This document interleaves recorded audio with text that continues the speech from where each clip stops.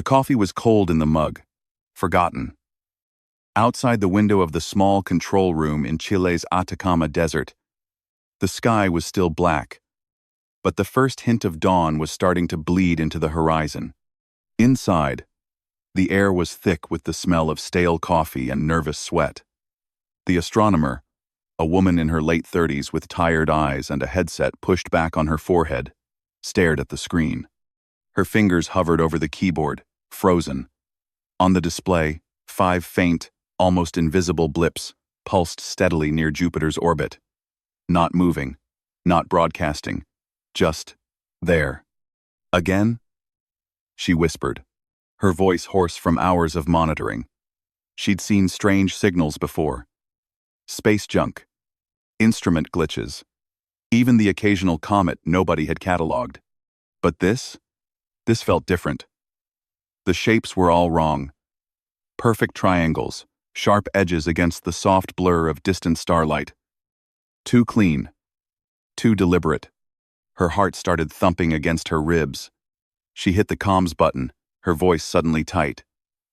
Control to Director Chen. We've got something. Jupiter's orbit.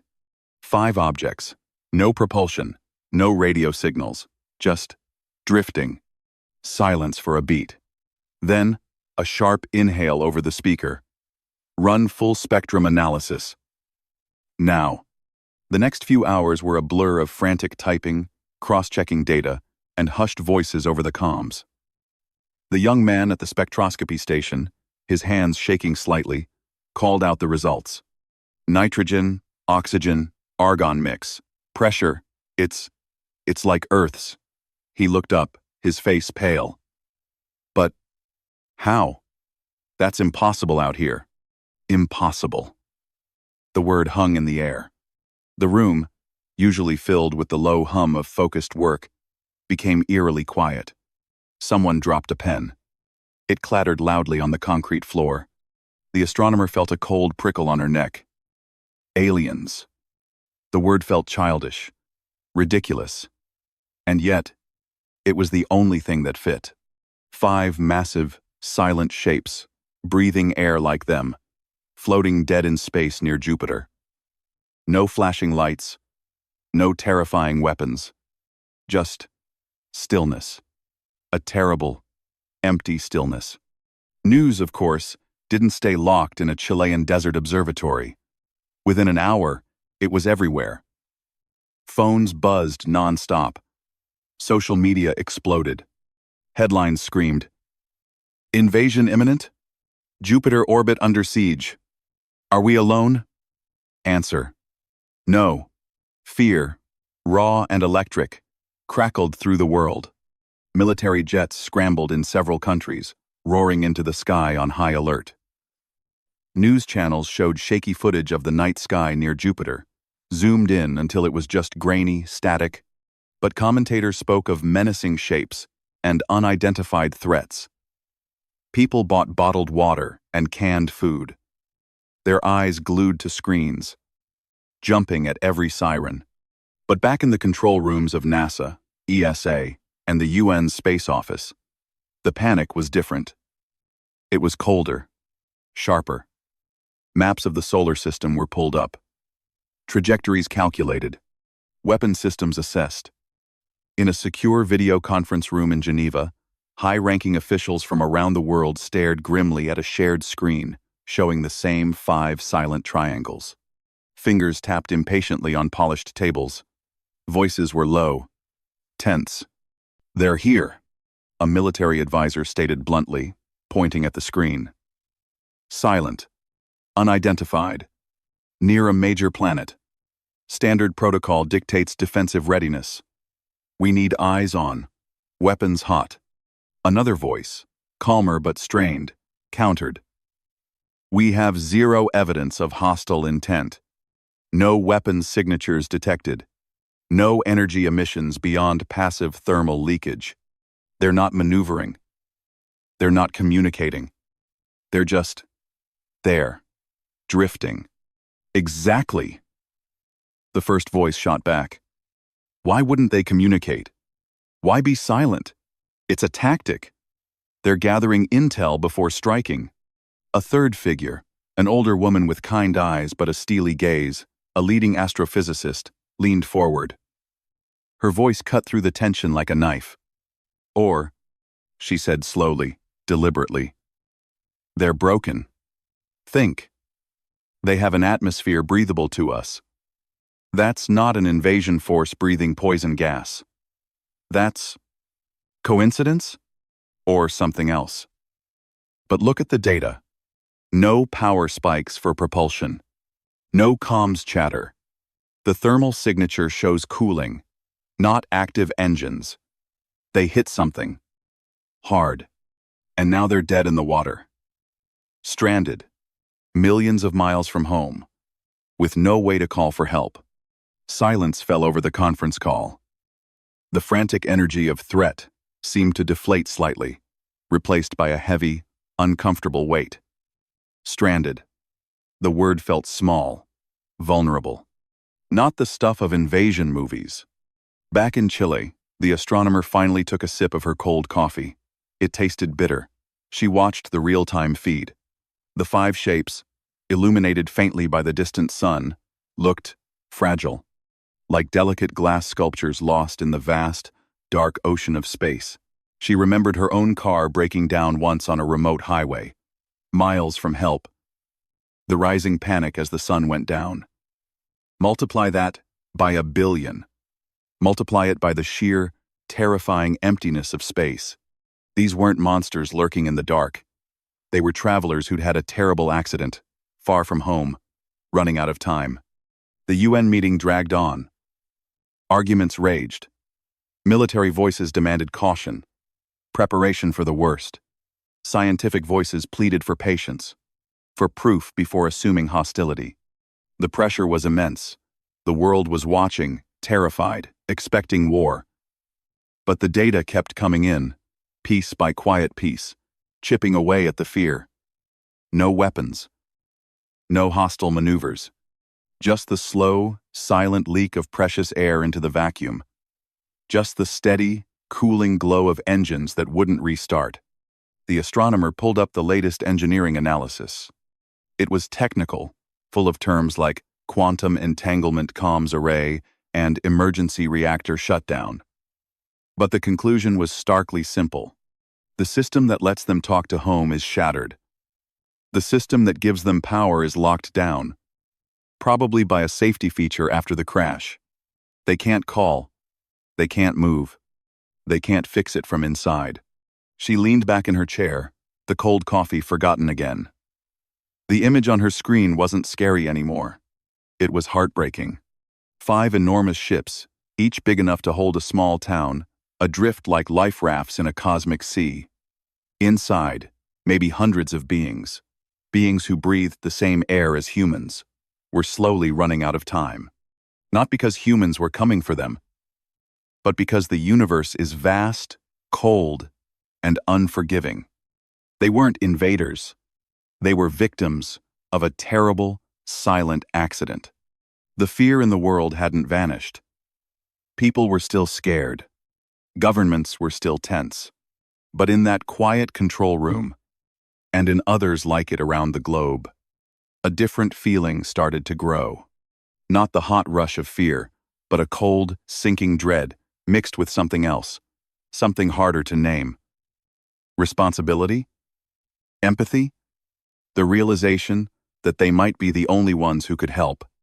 The thought was terrifying. What if they got it wrong? What if it was a trap? But what if it wasn't? What if right now, in the freezing dark near Jupiter, another species was dying, and humanity was the only one close enough to see? The astronomer looked at the clock. Dawn had fully broken outside, painting the desert in soft pinks and oranges. Inside, the screen glowed with the cold light of distant crisis. She took a deep breath. The simple act of breathing, feeling suddenly precious. A shared miracle with those silent strangers in the sky. The military might be scrambling jets, the news might be screaming about threats, but the truth, staring back at her from the data stream, was painfully simple. They're not coming to fight us. They're broken, and they need help. The thoughts settled in her chest, heavy and undeniable. The real question wasn't, are they dangerous? Anymore. The real question was, what do we do now? The silence from Jupiter wasn't a threat. It was a plea, and humanity was finally starting to hear it. The coffee cup sat empty. The work had just begun. The world held its breath. Streets that should have been busy with morning commutes felt hollow, like someone had sucked the air out of the planet. Grocery store shelves stood empty where bottled water and canned beans used to be. News channels ran the same shaky telescope image on loop, 5 dark triangles near Jupiter, looking smaller and more fragile every time they zoomed in. People huddled around phones, ears pressed tight, jumping at every notification. Was it an attack alert? A government statement? Just spam? The silence from space felt heavier than any roar. Back in the UN building in Geneva, the air was thick enough to choke on. Not the desert dry air of the observatory, but the stale, recycled kind pumped through fancy offices. The big meeting room was packed, suits from every corner of the globe, military uniforms stiff with medals, scientists in rumpled shirts who hadn't slept. The giant screen showed the same 5 silent shapes. Arguments weren't loud shouts anymore. They were low, tense murmurs, the kind that mean real trouble is brewing. One general, face like carved stone, tapped the table hard. We must assume hostile intent. They're armed. We just can't see it. They're gathering intelligence. We send armed escorts with any mission, now. His finger jabbed the air towards the screen. A woman sitting near the end of the long table finally spoke up. She wasn't in a uniform or a sharp suit. Her cardigan was slightly frayed at the cuff, and her eyes held the exhaustion of someone who'd spent the last 3 days explaining the same thing over and over. She worked with doctors, not weapons. Her voice was quiet but cut through the tension like a knife through butter. They're not gathering intelligence, she said, her throat feeling like sandpaper. They're dying. Look at the data. That air leaking out? It's their life. They're breathing it right now, but slower and slower. Their systems are failing. They're in some kind of sleep, but it's failing too. They're not hiding weapons. They're hiding the fact they're broken. She pushed a tablet forward, showing graphs most people in the room barely understood. This isn't an invasion fleet. It's a life raft. A really big, really broken life raft, millions of miles from home, with no way to call for help. We have the only lifeboat within reach. And we're arguing about whether to bring a gun on board? A murmur ran through the room. Some heads nodded slowly. Others shook, stubborn. The military man leaned forward, his voice tight. How do we know? How do we know this isn't a trick? Some new kind of weapon disguised as a rescue? The woman didn't flinch. Because weapons don't leak breathable air. Weapons don't have failing life support. Weapons don't sit perfectly still for days, powerless. If this was a trick, why make the air like ours? Why not poison gas? This is an accident. A terrible, cosmic accident. And right now, inside those ships, beings who breathe like us are running out of time. We have the tools to help. We have to try. Silence. Heavy, uncomfortable silence. The kind where you can hear your own heartbeat. The arguments for caution, for waiting, for more proof. They started to sound less like wisdom and more like fear, wearing a brave face. Fear of the unknown, sure, but also fear of doing the right thing and failing. What if they sent help and it went wrong? What if they didn't send help and it was too late? Outside the UN building, the world was watching. Protests swelled in city squares, not angry mobs, but crowds holding signs that said, "Help them," and "We are not alone." Kids drew pictures of friendly aliens, and taped them to lampposts. Religious leaders called for prayers of peace, not war.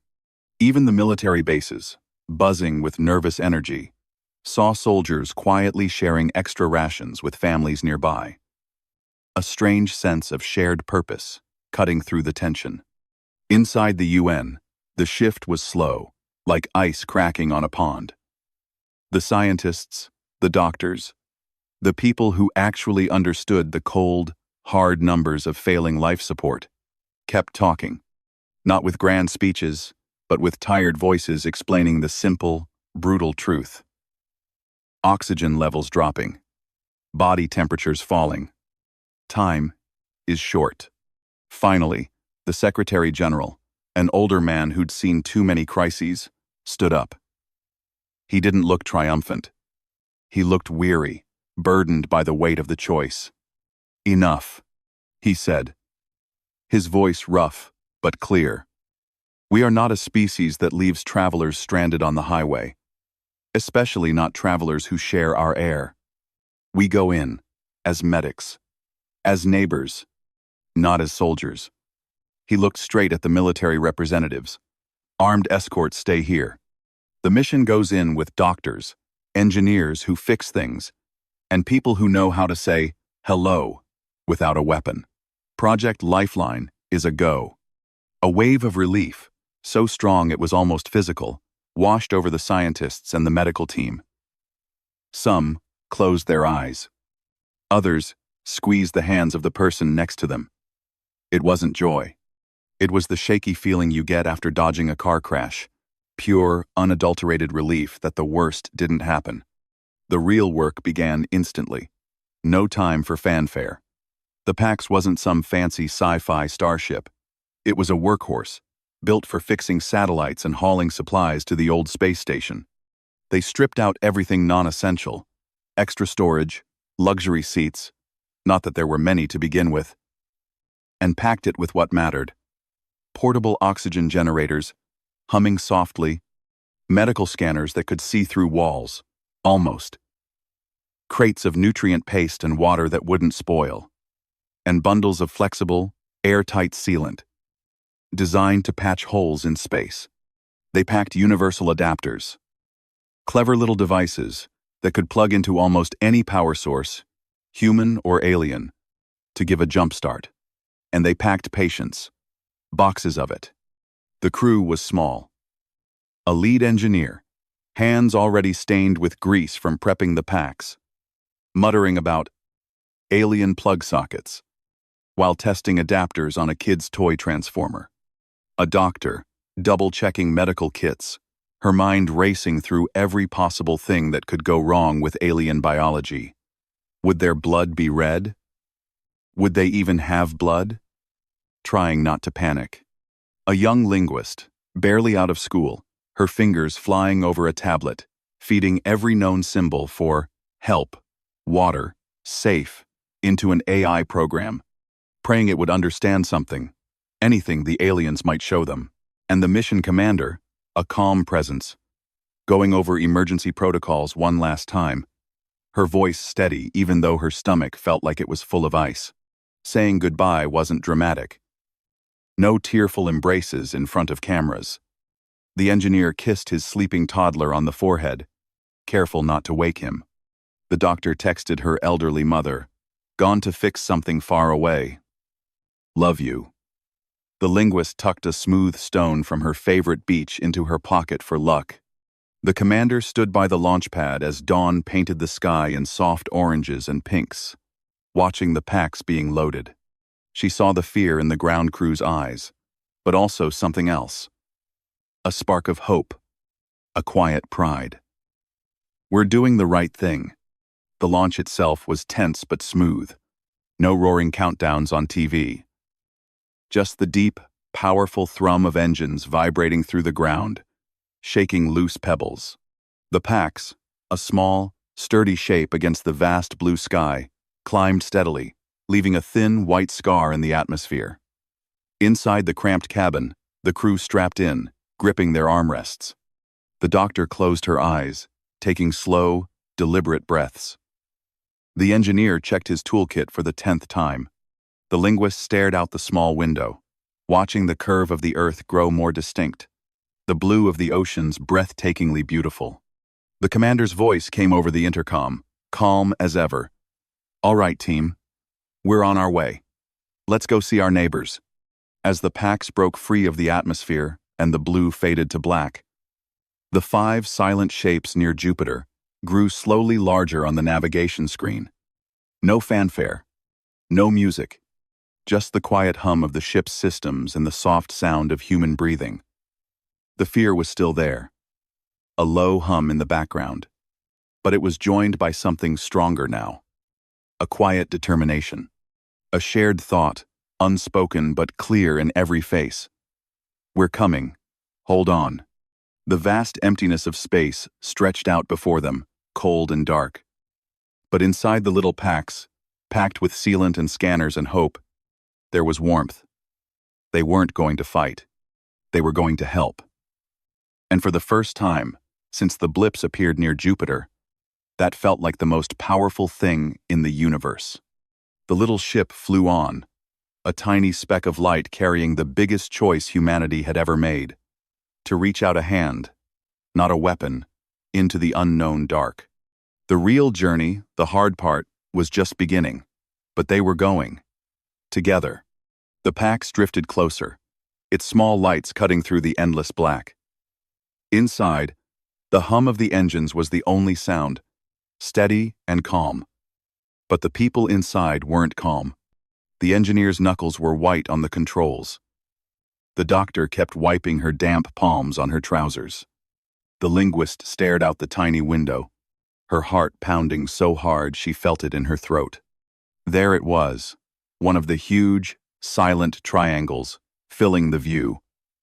It looked smooth, dark, almost like obsidian, but it didn't reflect the starlight.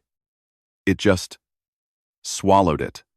No windows, no doors they could see, just this massive, quiet shape hanging in the nothingness.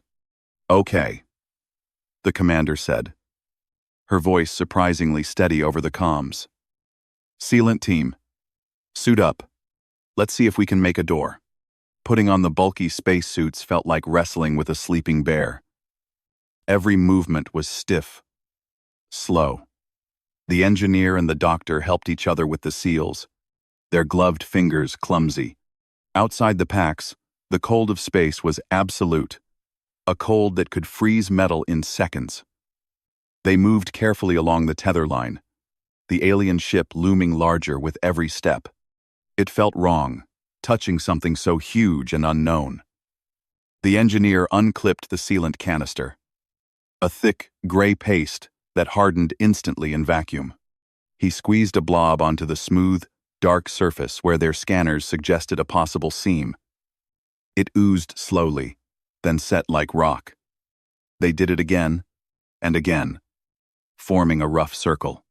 It felt ridiculous, like trying to patch a barn door with chewing gum. But it was all they had. Back inside the Pax, they waited, watching the sealant harden on the monitors. Minutes felt like hours. Finally, the engineer activated the magnetic clamps on the Pax's docking ring. There was a soft thunk as it locked onto the hardened sealant. Air hissed as the small chamber between the ships pressurized. The inner hatch opened. The air that rushed out wasn't cold. It was warm. And it smelled strange, like ozone after a storm, mixed with something earthy, like wet stone. It wasn't poison. Their sensors confirmed it. Breathable, just like the leak they'd seen from far away. But the smell, it was alien, unsettling. They stepped through, boots clicking softly on a surface that wasn't metal. It felt yielding, like walking on very firm moss. Inside, it was nothing like they expected. No corridors, no straight lines. The walls curved and flowed, meeting the floor and ceiling in gentle, organic bends. The light was dim, coming from the walls themselves.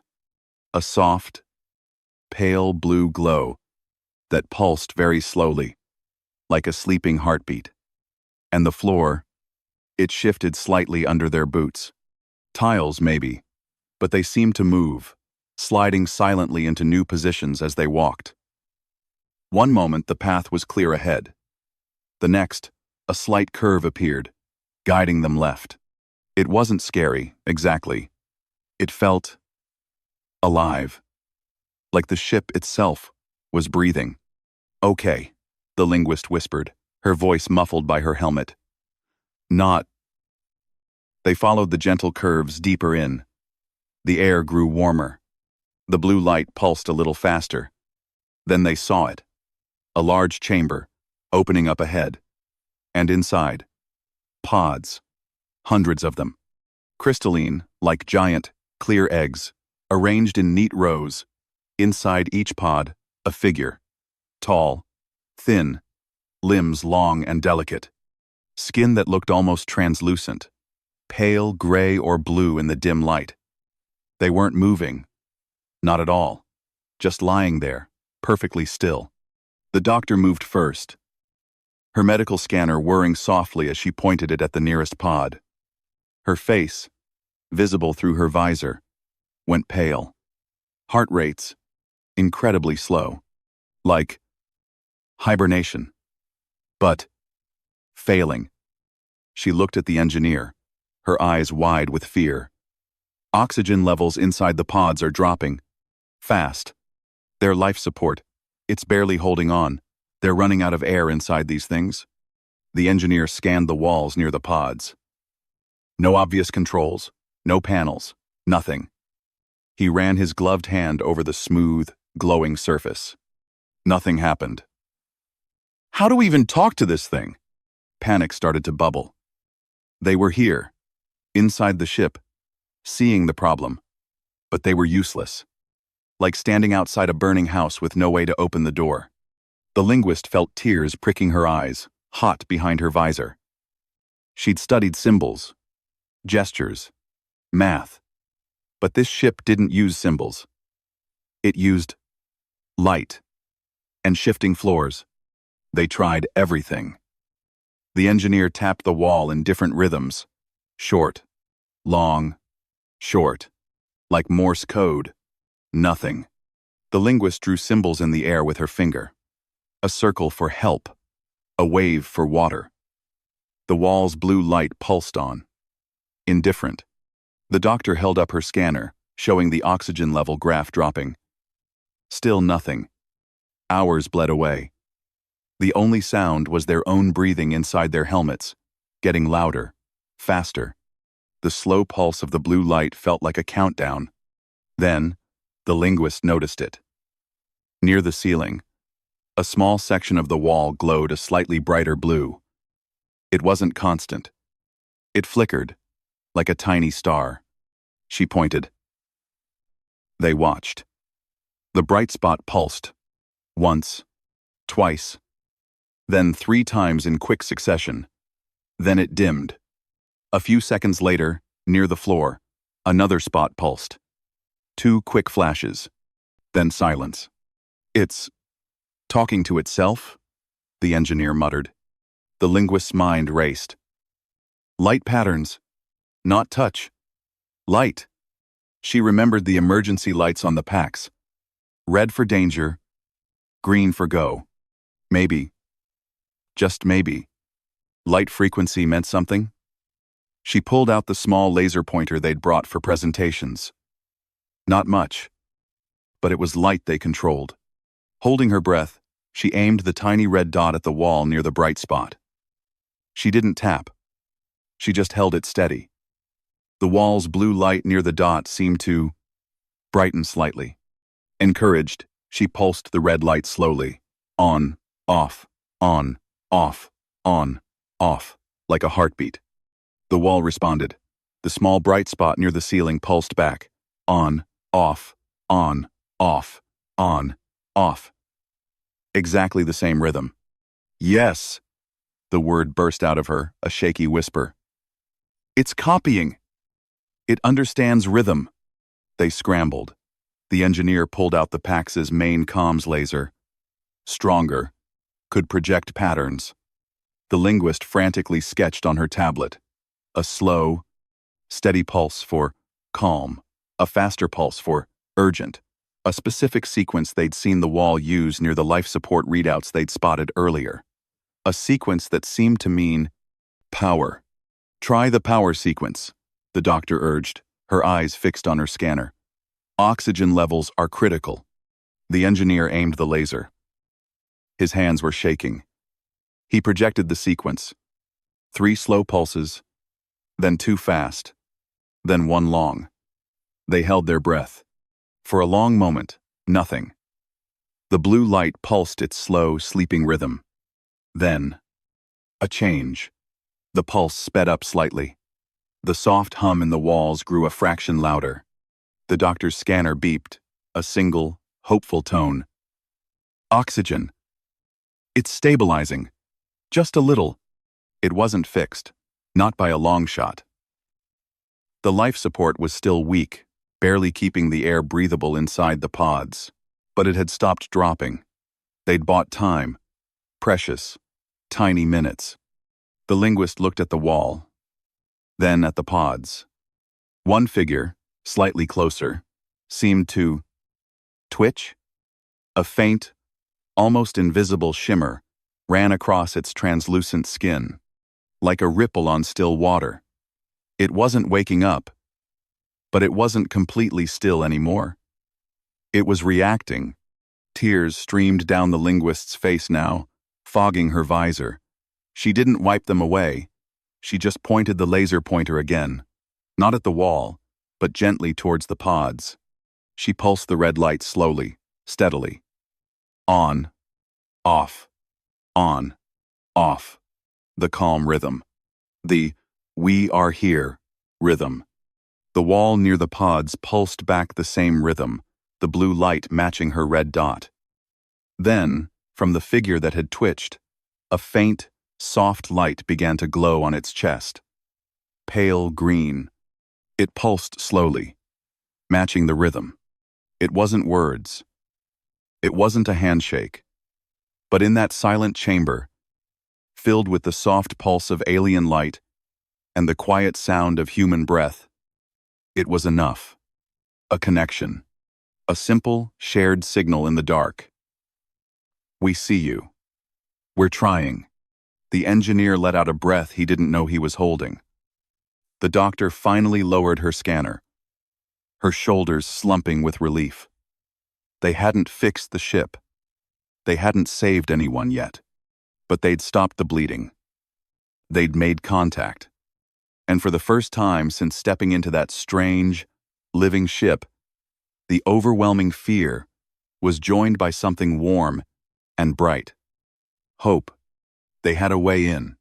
Now, they just had to figure out how to fix what was broken before the fragile pulse of life inside those pods faded away for good. The clock was ticking, but now, finally, the air in the chamber felt thick, warm, and carried that strange, earthy smell like damp moss and rain on stone. The soft blue light from the walls pulsed gently, matching the slow rhythm the linguist had been sending with her laser pointer. Everyone stood frozen, staring at the pods. The figure whose chest had glowed green earlier shifted again. Not a twitch. This time a deliberate, slow movement. One long, thin arm lifted slightly, fingers curling like a flower opening in slow motion. Then another figure stirred. And another. Not all of them. Just 3, near the front. The rest remained still, trapped in their failing sleep. The doctor's voice came out shaky over the comms, barely a whisper. They're waking up. But slowly. Too slowly. Their bodies are weak, like they've been asleep too long. She glanced at her scanner, her face tight. Oxygen's holding, but barely. We need to do more. Fast. One of the aliens, the one who'd reacted first, sat up. The movement was fluid, but unsteady, like a newborn fawn finding its legs. It looked fragile, tall and slender, skin like pale sea glass, with eyes that took up most of its face, large, dark, and multifaceted, like a dragonfly's. No mouth, just smooth skin where one should be. It turned its head slowly, taking in the room. Its gaze landed on the humans. No fear flashed in those strange eyes. Just quiet observation. Calm. Too calm for someone who'd just woken up stranded in deep space. The linguist's heart hammered. Okay. Okay. They see us. Now what? She remembered the light pulses. Carefully, she pointed her laser at the wall near the alien and sent the slow, steady, calm rhythm. On. Off. On. The alien tilted its head. Then, without moving its body, patterns of soft light bloomed across its skin, pale blues and greens swirling like underwater currents. The light pulsed in the exact same rhythm as the laser. It's talking back. The engineer fumbled with his tablet, pulling up the universal symbols they'd prepared. He held it up. A simple drawing of water. The alien's skin lights shifted ripples of yellow, spreading outward. Confusion? He tried another. A stick figure holding hands. The lights dimmed. Sadness? Frustration prickled the linguist's skin. Symbols weren't working. Think. What do you need when you're weak? She switched the tablet to show a human hand, offering food. A bowl of fruit. She held it out slowly, palms open, showing she meant no harm. The alien didn't reach for it. Instead, it did something unexpected. It placed one long, three-fingered hand over the center of its chest, where the green light had glowed earlier. Then it bowed its head slightly. A gesture. Thank you? The linguist felt a lump in her throat. She copied it, hand over heart, a small bow. The alien's skin lit up in warm gold swirls. Recognition. But it still didn't touch the food. The doctor stepped forward, holding out a sealed pouch of nutrient paste, the kind astronauts ate. She tore it open slowly, deliberately, and took a small bite herself. Swallowed. Nodded. See? Safe. The alien watched her, those huge eyes unblinking. Then, slowly, it reached out. Not for the food, for the doctor's hand. Its fingers were cool and smooth, like river stones. It pressed its palm flat against the doctor's gloved one, then gently lifted the glove to touch the skin on her wrist. A quick scan? A test?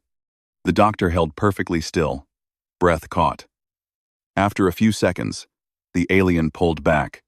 Finally, it took the food pouch. But it didn't eat. It held it, studying the texture, sniffing the air near it. Only after several long minutes did it touch a tiny bit to its smooth skin, testing for reaction before finally bringing it to where a mouth might be. They don't trust us, the linguist realized. Not even now. They have to be sure. It was caution, not hostility. A deep, hard-earned wariness.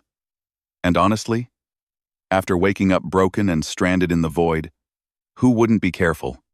Back on the Pax, the engineer pored over the ship's systems. The alien vessel's power was still weak, like a car battery nearly dead. We need to jumpstart it properly, he muttered, grease smudged on his cheek. Our portable fusion batteries. They're for Mars drills. But maybe. He dragged one over a heavy, humming box the size of a suitcase. If I can tap into their main grid. But where? The walls offered no obvious ports, no wires. Just smooth, shifting surfaces. He tried pressing the battery's adapter against different spots on the wall. Nothing. Then he remembered the light pulses. Pressure plus light. He aimed the comms laser at a section of wall near the battery port and pulsed the power sequence they'd learned. 3 slow, 2 fast, 1 long. As the laser hit the wall, he pressed the adapter firmly against the same spot. A faint vibration hummed through the floor. The battery's display flickered, then lit up solid green. Connected. Power surged into the alien ship. The blue wall lights brightened. The soft hum deepened. The doctor's scanner beeped steadily, oxygen levels rising. Stable. Relief washed over them, warm and dizzying. They'd done it. Bought more time. But as the alien ship's systems hummed stronger, something else caught the engineer's eye. A new pattern of light pulsed near the ceiling, a rapid, complex sequence they hadn't seen before. He recorded it, sending it to the Pax's computer. Minutes later, the translation popped up. Comms, broken, home, far. The linguist's stomach dropped. Comms. The reason they were stranded. She pulled up the star map on her tablet, zooming in on our solar system, pointed to Jupiter, then to Earth, made a broken gesture with her hands. The alien watched, then placed a hand on the wall. Light flared, projecting a shimmering 3D image into the air. A star system far, far away. 12 dots connected by a thin, fading line. 12 light years. Home. Then the alien traced a path from their stranded ship, all the way back to that distant star. But the line was jagged, unstable, impossible to travel. It pointed back to the broken comm symbol. No signal. The engineer stared at the star map, an idea sparking. The sun, he breathed. The gravity lens effect. We bounced signals through the sun's gravity field last year during the Mars test. Made the signal travel faster, clearer. He sketched frantically on his tablet, a path bending around the sun like a slingshot. He showed it to the alien, miming a signal curving around a ball, the sun, to reach the distant star. The alien's skin flared bright white surprise. Understanding? It touched the tablet, then added a tiny adjustment to the path, making the curve sharper, better. They worked together in that quiet chamber for hours, human hands and alien light. The engineer rigged the Pax's comms array to piggyback on the alien ship's damaged system. The linguist and the alien exchanged gestures yes, no, wait, using hands and light patterns. The doctor monitored the alien's vitals, her earlier fear replaced by fierce focus. One alien taller than the others, its skin patterns calmer, more complex, guided them. When the engineer struggled with a connection, it gently moved his hands to the right spot. When the linguist's laser faltered, it pulsed the correct rhythm itself. No words, just shared purpose. Finally, the moment came. The Pax's comms laser, boosted by the alien ship's power, aimed toward the Sunday. The engineer hit the sequence. A beam of light shot out, bending around the sun's immense gravity, racing toward the distant star system. They held their breath. Minutes stretched. Then beep. A single, clean tone. A response. Not words. Just a confirmation pulse. Received. The tall alien turned to them. Placed both hands over its chest. Then, slowly, deliberately, it raised one hand and pressed its palm flat against the engineer's chest plate, right over his heart. Not a scan this time. A touch. A connection. Its skin glowed a deep, steady blue, the same rhythm as the calm pulse. Thank you. The engineer, eyes stinging, covered the alien's hand with his own gloved one, nodded. Back on Earth, the world waited. News channels showed the Pax's signal path graphic, commentators whispering about first contact. But in that silent chamber near Jupiter, there were no cameras, no speeches, just 3 humans and 3 aliens sitting together on the shifting floor, sharing warmth in the cold, dark. The aliens passed around a small, smooth stone like the linguist's lucky one, but glowing faintly. They took turns holding it. The linguist realized it wasn't just a rock. It was a recording device. A memory. Of us, she thought. Of this. The immediate danger was past. Air was flowing. Power was stable. Help was on its way, though it would take years. But right then, none of that mattered. What mattered was the quiet understanding in the room, the shared silence that wasn't empty anymore. The tall alien reached out again, not to the engineer this time, but to the linguist. It traced a single, simple light pattern in the air between them, a circle, unbroken, then pointed to the humans, to itself, back to the circle. Together. No grand declarations, no promises of forever. Just that small, glowing circle in the dark, and the unshakable truth it carried. When the universe throws you, broken into the void, sometimes, the only thing that saves you is someone else reaching back. The engineer leaned his head against the warm wall, exhaustion hitting him like a wave. He smiled. They'd come to rescue strangers. But maybe, just maybe, the strangers had rescued them too from the fear of being alone out here. The circle of light hung in the air, soft and steady, as the ship carried them all home. Not the same home, but heading there, together. The air in the alien chamber felt different now. Warmer. Thicker with that earthy, mossy smell. The soft blue light from the walls pulsed steadily. No longer frantic, just calm. Like a heartbeat finding its rhythm again. The three aliens sat near the humans. Not close, but not far either. The tall one, the one who'd placed its hand over the engineer's heart, was tracing slow patterns of light on the floor with its long fingers. Pale gold swirls that faded after a few seconds. The humans watched, not speaking.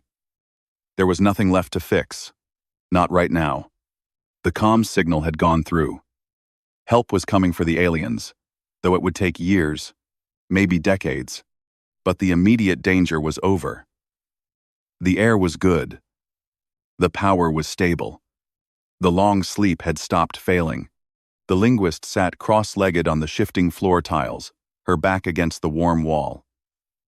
She pulled the smooth, glowing stone the aliens had given her from her pocket. It wasn't hot, but it hummed faintly, like a sleeping cat. She remembered how one of the aliens had held it, pressing it gently against its chest where the light patterns bloomed. A memory stone. Of us, she thought. Of this moment. She passed it to the doctor. The doctor held it carefully, her eyes closed for a moment, as if listening. When she opened them, there were tears, but she smiled. She passed it to the engineer. He just stared at it, his grease-smudged face soft. It's warm, he whispered, his voice thick. Like it's alive.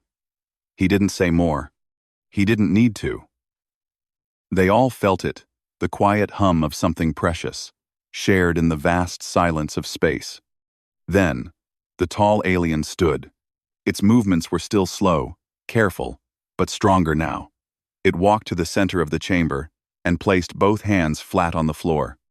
Light flared beneath its palms, not the soft blue of the walls, but a sharp, bright white. It spread outward, forming a complex, shimmering image in the air above them. A star map, clearer than any human telescope had ever shown. They saw the sun, a bright yellow dot. Jupiter, a larger spot nearby. Then a thin, glowing line shot out from their position, bending sharply around the sun's curve like a stone skipping on water, racing impossibly fast toward a distant red star, 12 light-years away. Home. But the line didn't stop there. From that red star, a new path flickered into existence, curving back toward the sun, then stretching toward a different point in the sky. A route. For us, the alien pointed to Earth. Then to the new path. Then made a slow, deliberate gesture with both hands opening outward, like a door. An invitation. Not to visit them, but for humans to find them. A gift.